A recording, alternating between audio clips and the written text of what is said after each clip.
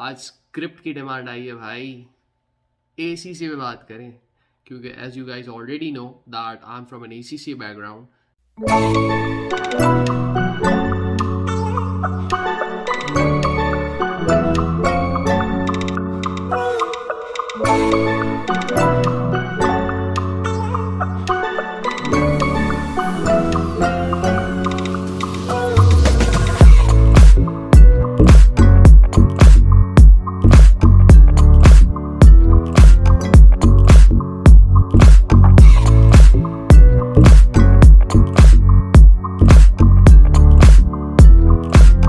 Hello everyone, welcome back to my YouTube channel. So here I am with another video. तो आज script की demand आई है भाई। ACC पे बात करें क्योंकि as you guys already know that I am from an ACC background, so I need to discuss with you guys some of the points with regard to ACCA and two questions. What is ACCA and why ACCA? So let's go. So guys, video start करने से पहले मैं ये बता दूं कि for 2 weeks मेरी कोई वीडियो अपलोड नहीं हुई है और काफ़ी लोगों का सवाल आया कि भाई वीडियोस कहाँ हैं। तो इसके बाद इस वीडियो के बाद बैक टू बैक एक अदर वीडियो आएगी जिसमें हम ACCA को कनेक्ट करेंगे कनाडा से with ACCA how can you come to Canada. So guys, if you haven't subscribed my channel, so do so and share it with your family and friends. It might be helpful for them. So I want you guys to come along with me in this journey.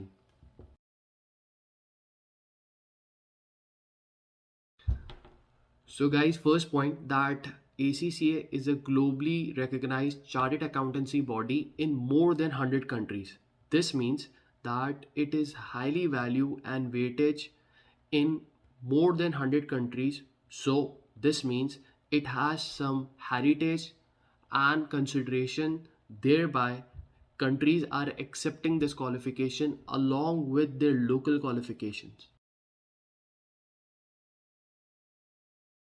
We all already know that UK holds the heritage of their education. Their education has been remarkable all over the world. Their degrees and universities are recognized. So ACCA is a UK based body, Associate Certified Chartered Accountants. Alright, so this means you will get a UK qualification being anywhere in the world. So this opens up many opportunities for you, and this is a reflection that you are related by pursuing ACCA, that you are related to a UK qualification which is recognized all over the world. So guys अब क्योंकि ये internationally recognised qualification है, सो employers इसको value करते हैं। हर employer को पता होता है काफ़ी ऐसी कंपनीज हैं, काफ़ी ऐसी फर्म्स हैं जो all around the world operate कर रही हैं। MNCs हैं, मल्टीनेशनल कंपनीज हैं, ऑडिट फर्म्स हैं जो all around the world operate कर रही हैं। If they are in Pakistan, if they are in India, if they are in Sri Lanka, if they are in Bangladesh, they are also in Europe, they are also in North America, they are everywhere. अब guys एक बहुत दफ़ा ऐसा होता है कि हम किसी अब अगर हम लोग अपने कंट्री का डिग्री करते हैं, so it is not recognise outside, right. अब फॉर इंस्टेंस अगर हम लोगों ने एशिया से कोई डिग्री कंप्लीट की है तो यूजुअली उसको वो वेटेज नहीं दी जाती जो यूरोप और नॉर्थ अमेरिका की डिग्री को दी जाती है, बिकॉज एक फैक्टर आ जाता है, राइट।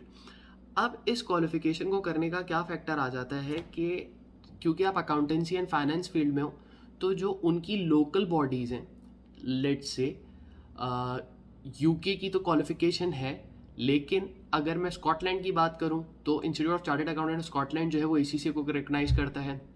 अगर मैं नॉर्थ अमेरिका में आ जाऊं तो US CPA ACCA को रिकग्नाइज करता है। CPA कनाडा, CPA उसका MOU भी साइन हुआ है। तो ये जो local bodies of chartered accountancy firm हैं वो इस ACCA को रिकग्नाइज करती हैं।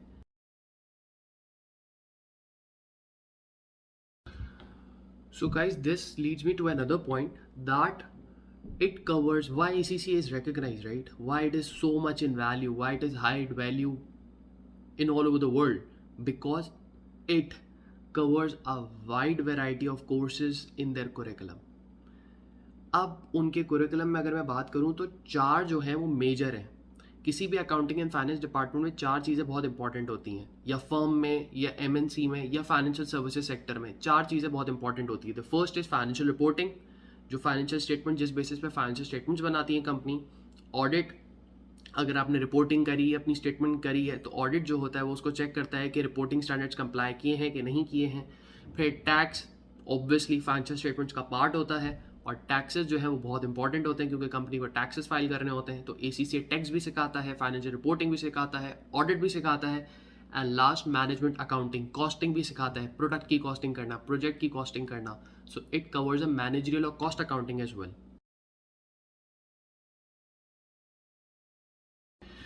और गाइस, ये पॉइंट थोड़ा टेक्निकल है लेकिन समझ आ जाएगा, होपफुली ये समझ आ जाएगा।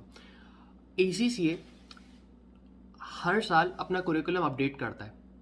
अब उसमें अब एक एग्जांपल देता हूँ, जैसे आजकल IT related business analytics, data analytics है, तो एसीसी के जो कोर्सेज है ना उसके अंदर ये पढ़ाया जाता है।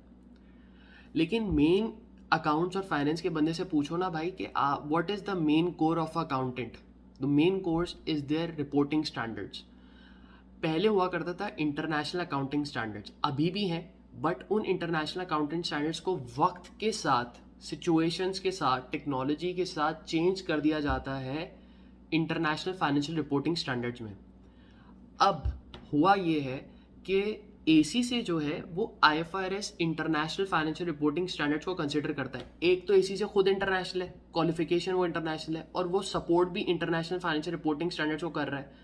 और पूरी दुनिया में financial reporting, international financial reporting standards ही समझाए जाते हैं। So this means that this qualification is giving you a knowledge of international reporting standards. So वो तो आप चाहे किसी भी कंट्री में काम करो, चाहे पाकिस्तान में करो, इंडिया में करो, या फिर गाइज आप जाके यूरोप में करो, या यूएसए, कनाडा या मैक्सिको, कहीं भी जाके करो, सो वो स्टैंडर्ड्स तो वही अप्लाई होंगे। वो नॉलेज एक दफ़ा करनी पड़ेगी ना, बार बार थोड़ी। सो इट मीन्स कि IFRS जो है वो पढ़ाया जाता है ACC के अंदर। That is an international financial reporting standards. So ultimately आपने एक दफ़ा पढ़ा and you get that points जो कि आप अप्लाई करोगे।